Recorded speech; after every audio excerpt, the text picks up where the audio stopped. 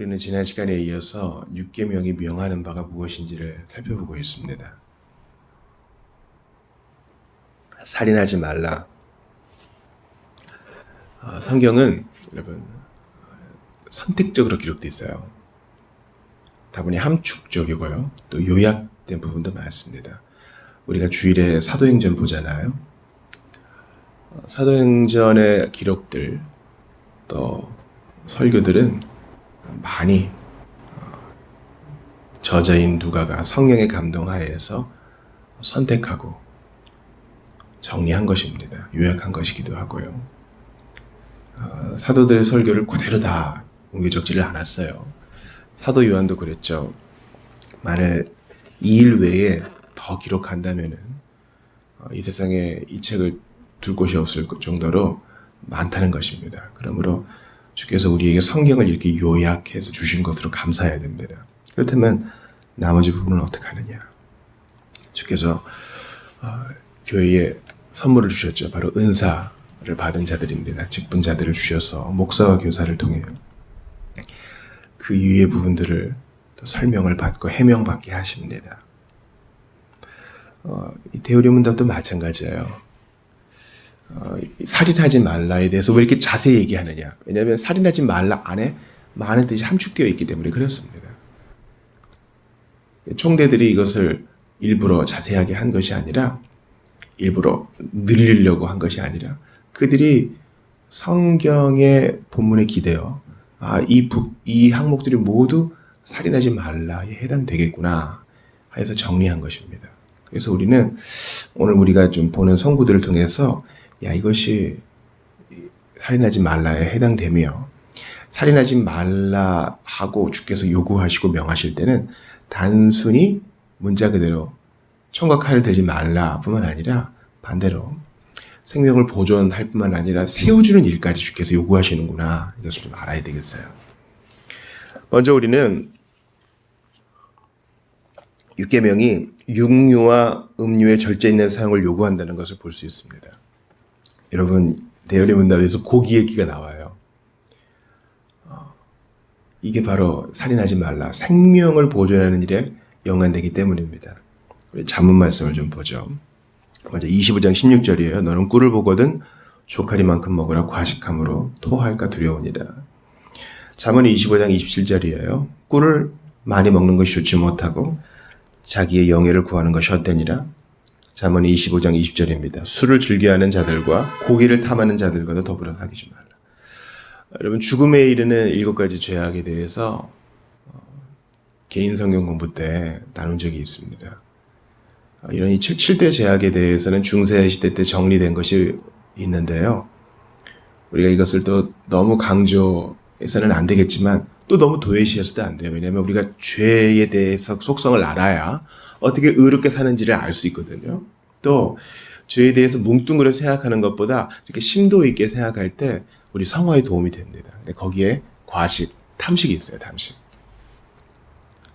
그러니까 우리 선배들은 알았던 거예요. 먹는 것이 균형을 이룰 때 그 죄가 될 수 있다는 것을요. 대우리 문답은 이 잠언 말씀을 인용하면서 살인하지 말지니라의 이 말씀들을 이제 배치했습니다. 꿀, 술, 좋은 거죠. 그러나 너무 과하면 우리의 생명을 앗아갈 수 있고 우리의 생명력을 빼앗아갈 수 있습니다.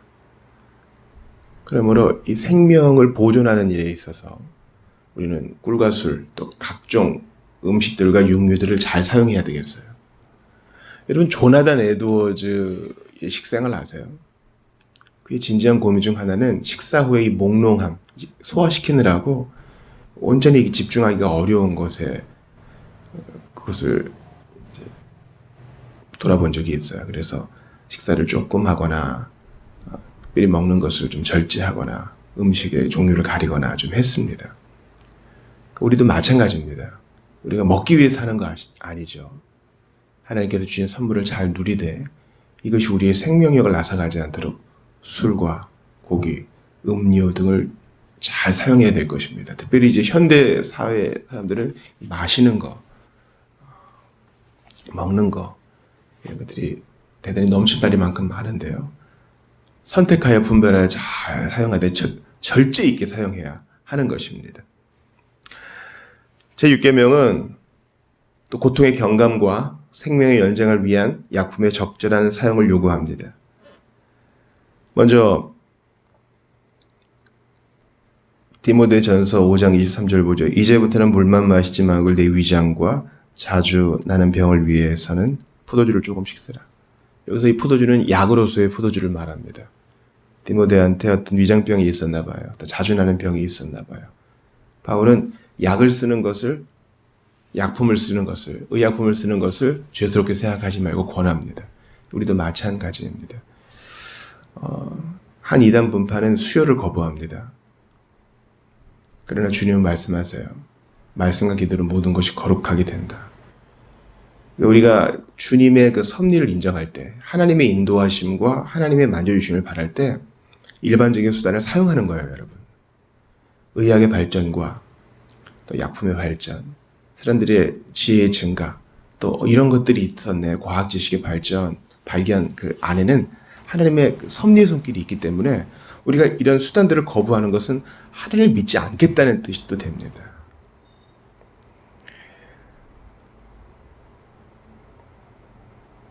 이사야 38장 21절 보세요. 이사야가 이르기를 한 뭉치 무화과를 가져다가 종추에 붙이면 왕이 나으리라 하였고, 하나님이 낫게 해주실 것이지만 이사야는 수단을 사용합니다. 한 뭉치 무화과. 이것도 당시에 쓰던 약품이었어요.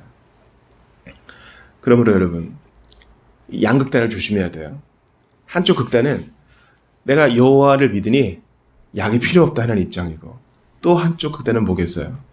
너무 약에 매여 사는 거예요. 여러분, 의료 쇼핑이라고 하죠. 대한민국 여러분, 의료 시스템이 잘 돼 있는 거 아시잖아요.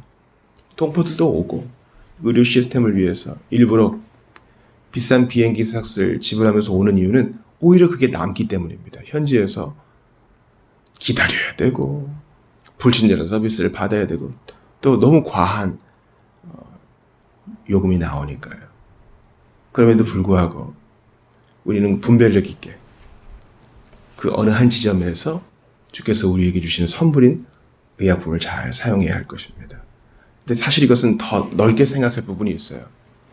예를 들어 생명을 연장하기 위한 여러 가지 도구들이 있는데 어디까지 쓸 것이냐에 대해서는 우리가 분별력 있게 잘 판단해야 할 것입니다.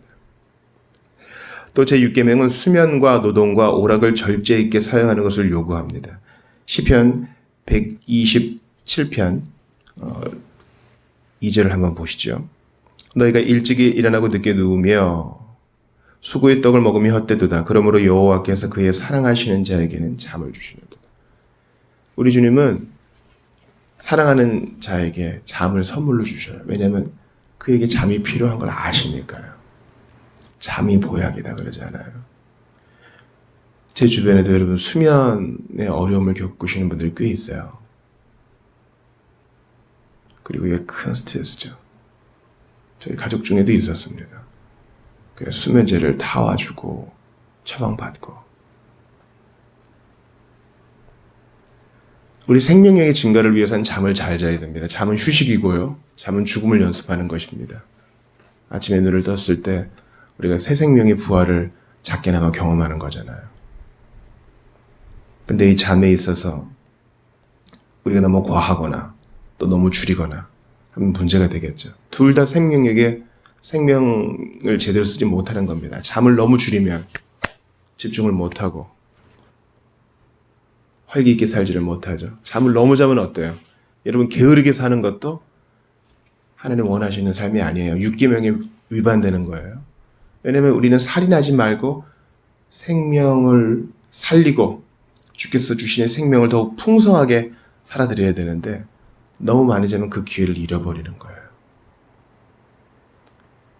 노동도 마찬가지입니다. 데살로니가 후서 3장 10절에서 12절 봅시다. 우리가 너희와 함께 있을 때에도 너희에게 명하기를 누구든지 일하기 싫어하거든 먹지도 말게 하라 하였더니 우리가 들은즉 너희 가운데 게으르게 행하여 도무지 일하지 아니하고 일을 만들기만 하는 자들이 있다 하니 이런 자들에게 우리가 명하고 주 예수 그리스도 안에서 권하기를 조용히 일하여 자기 양식을 먹으라 하노라. 데살로니가 교회의 문제는 뭡니까? 주 예수님 다시 오신다, 곧 오신다 했으니까 그럼 이 땅에서 뭐 하는 일이 무슨 의미가 있는가 하면서 일해서 자기 그릇을 채우고 자기 분량을 채우지 않고 남들한테 빌어먹고 사는 거예요. 성경은 분명히 말합니다. 노동에 있어서 적절한 균형을 찾아야 한다.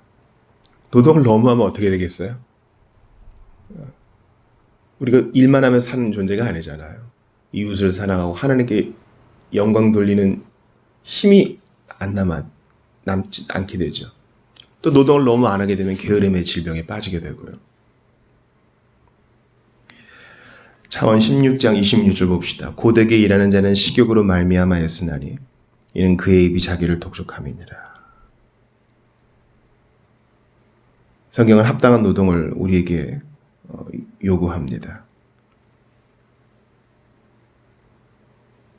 전도서 3장 4절도 보죠. 울 때가 있고 웃을 때가 있으며 슬퍼할 때가 있고 춤출 때가 있으며 이 모든 것이 다 필요합니다. 그러나 절제 있게 사용해야 됩니다. 예를 들어보세요. 한번 울 때 그 순간을 위해 울어야죠. 그러나 계속 운다면 하나님 원하시는 삶이 아닙니다. 어느 순간 우리 자신에게 명해야 됩니다. 여기까지. 난 이제 나의 삶을 살아야 된다. 또 웃을 때가 있다 그랬어요. 여흥을 즐기는 거 좋아요. 오락 필요합니다. 그러나 계속 거기 빠져 살면 우리 본분을 망각하는 게 돼요.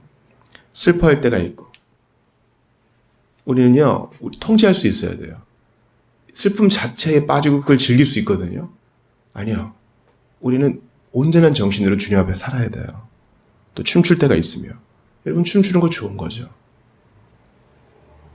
결혼을 축하하고 아이의 탄생을 축하하고 또 뭐 은혼식을 축하하고 여러 축하할 일이 많지 않습니까? 그러나 온전한 정신으로 춤을 멈추고 다시 고요히 우리 일터로 돌아가야 될 때가 있는 것입니다. 우리 전도서를 좀 더 볼까요? 전도서 3장 11절이에요. 하나님이 모든 것을 지으시되 때를 따라 아름답게 하셨고 또 사람들에게는 영혼을 사모하는 마음을 주셨느니라. 그러나 하나님이 하시는 일의 시종을 사람으로 측량할 수 없게 하셨도다. 모든 것을 때를 따라 아름답게 하셨기 때문에 우리는 그때에 맞게 반응하는 것이 중요합니다. 그게 우리의 생명력을 증대시키는 길이요. 다른 이도 살리는 길입니다. 안 그러면 갉아먹게 돼요, 생명력을. 울 때만 울고 웃을 때 웃고 그 감정을 계속 붙들고 사는 게 아닙니다. 전도서 5장 12절 보세요. 노동자는 먹는 것이 많든지 적든지 잠을 달게 자거니와 부자는 그 부유함 때문에 자지 못하느니라. 그렇죠. 이 노동에 있어서도 우리가 적당하게 활동을 해야 됩니다. 풀무원을 만드신 창립자는 예수 믿는 사람이었어요. 아주 훌륭한 리더셨죠. 근데 이제 균형 있게 공동체 생활을 꾸리셨다는 거예요. 그래서 일과 공부와 계속 일만 해도 안 되고 또 배우지 않았어도 안 된다. 부자는 그 부유함 때문에 자지 못하느니라.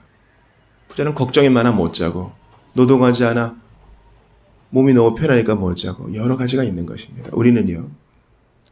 우리 손발로 일하는 것을 고귀함을 깨달아 때를 따라 부지런히 일해야 되겠습니다. 율계명은 친절과 사랑 넘치는 생각과 말과 행동을 요구합니다. 왜냐하면 이런 친절과 사랑 넘치는 말과 행동으로 다른 이의 생명력을 북돋아줄 수 있고 또 살인을 막아줄 수 있기 때문입니다. 자, 사무엘상 19장 4, 5절을 봅시다. 요나단이 그의 아버지 사울에게 다윗을 칭찬하여 이르되 원하건대 왕은 신하 다윗에게 범죄하지 마옵소서. 그는 왕께 득죄하지 아니하였고 그가 왕께 한 일은 심히 선함이니이다. 그가 자기 생명을 아끼지 아니하고 블레셋 사람을 죽였고 여호와께서는 온 이스라엘을 위하여 큰 구원을 이루셨으므로 왕이 이를 보고 기뻐하셨거늘 어찌 까닭 없이 다윗을 죽여 무죄한 피를 흘려 범죄하게 하시나이까. 여러분 요나단이 너무 잘하는 거 아니에요? 이런 의로운 행동이 6계명과 연결되어 있어요. 다윗 죽이는 것을 막고 있잖아요. 여러분 가만히 있으면 편해요. 공연히 괜히 아버지의 일에 내가 껴가지고 그 다음 왕 이어받을 사람인데 괜히 잡음 큰 소리 만들기 싫다. 아니요. 6계명은 지금 정의가 어그러지고 있잖아요. 다윗이 잘못한 일 없는데 죽임을 당할 뻔했잖아요. 변호해 주는 것이 바로 6계명에 대한 실천이다. 성경은 말합니다. 조금 더 보죠.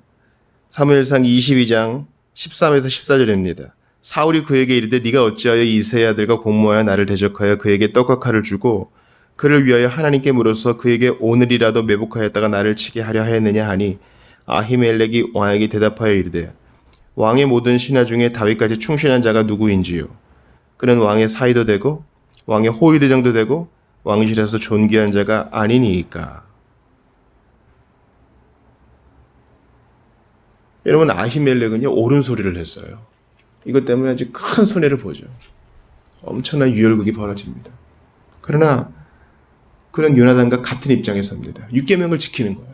왜 살인하려 하십니까? 살인할 이유가 없는데. 명분을 탁 얘기하죠.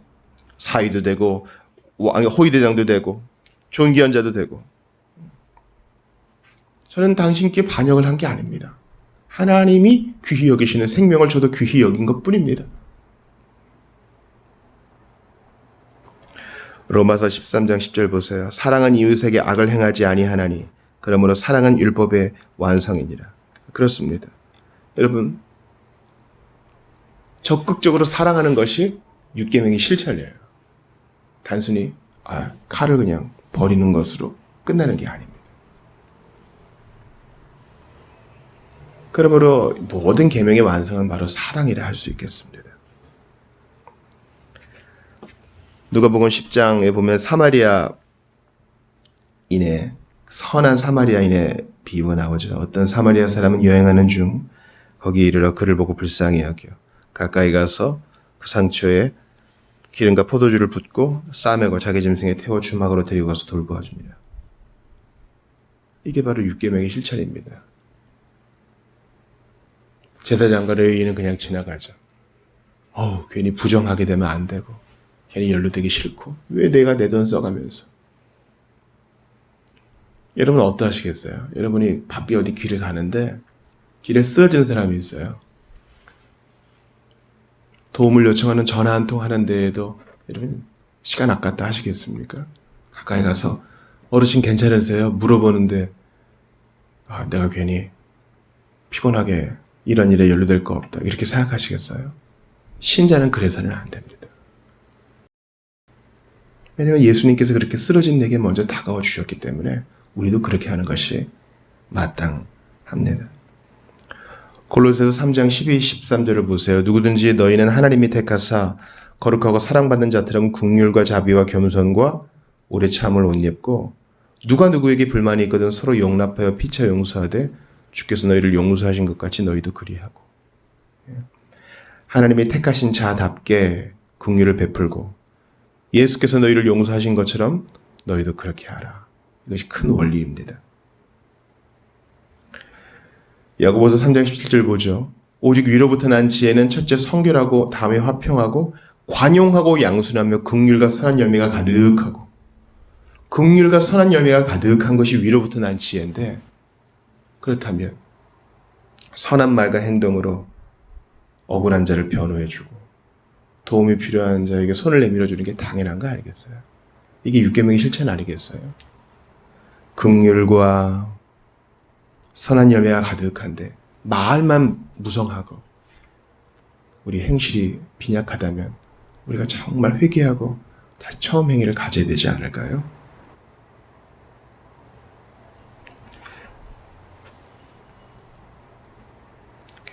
율계명은 인내와 또 용서와 선으로 악을 갚는 정신을 요구합니다. 마태복음 5장 24절을 봅시다. 예물을 제단 앞에 두고 먼저 가서 형제와 화목하고 그 후에 와서 예물을 드리라. 형제와 화목하지 못한 사이에 우리의 생명력은 시들시들해지죠. 그러나 주님이 예배보다 그게 더 중요하다.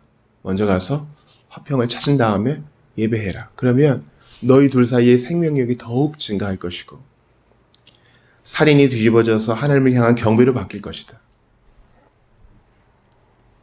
인내와 용서와 선으로 악을 갚는 정신을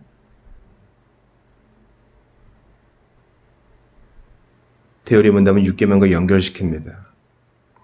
에베소 4장 2절과 32절을 봅시다. 모든 겸손과 온유로 하고 오래 참음으로 사랑 가운데 서로 용납하고 또 서로 친절하게 하며 불쌍히 여기며 서로 용서하기를 하나님이 그리스도 안에서 너희를 용서하신 것 같이 하라. 로마서 말씀은 여기에 대한 분명한 예를 알려줍니다. 로마서 12장 17절과 20절과 21절입니다. 아무에게도 악을 나부러 갚지 말고 모든 사람 앞에서 선한 일을 도모하라.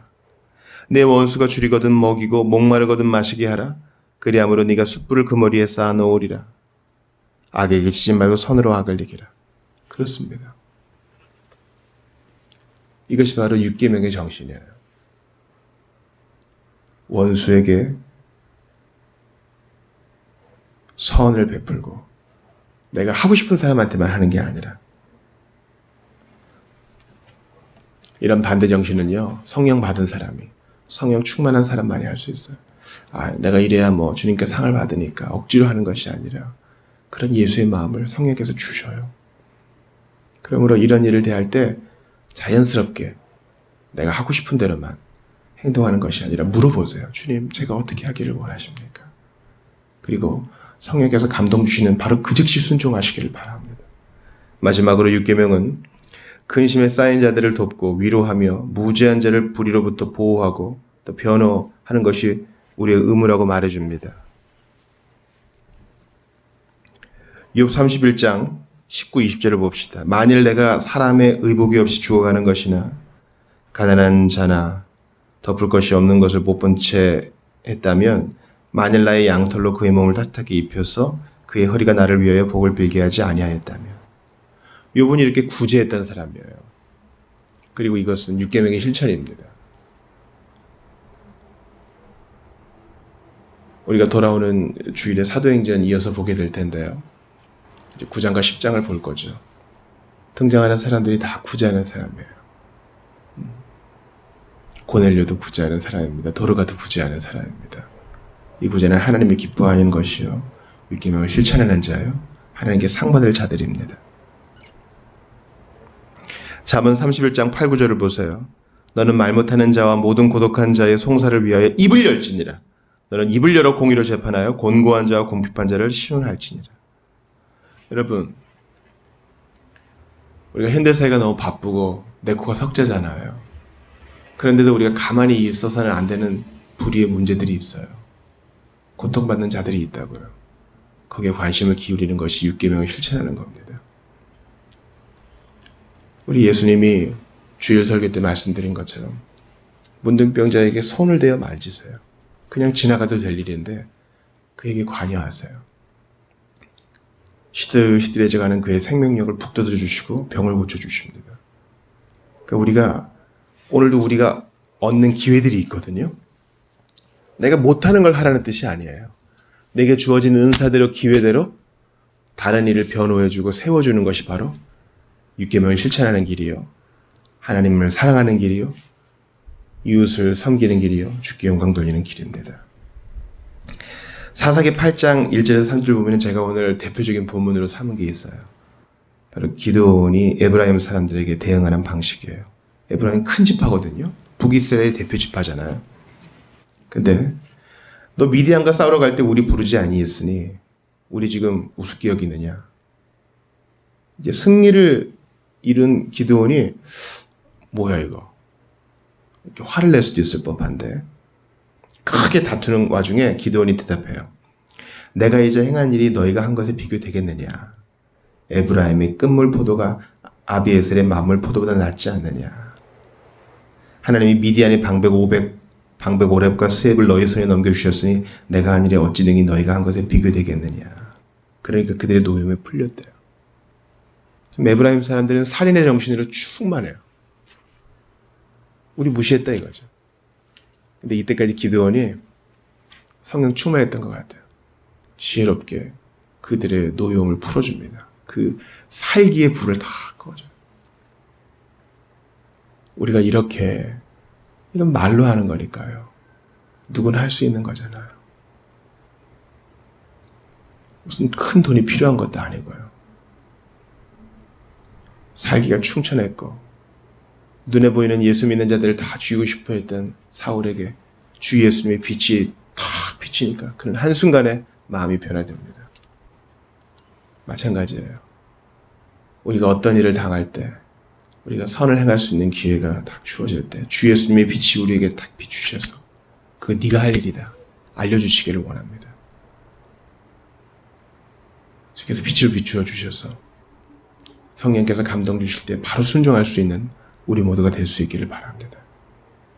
선한 사마리아인의 비유를 보세요. 상처 입고 피 흘려 쓰러져가는 그 사람 나였어요. 그런 나에게 예수님 찾아오셔서 자기의 모든 것을 다해 살려주셨습니다. 그리고 주님의 다 나은 우리에게 말씀하셔요. 너도 이와 같이 하라. 네가 대접받은 것처럼 남을 대접해 주어라.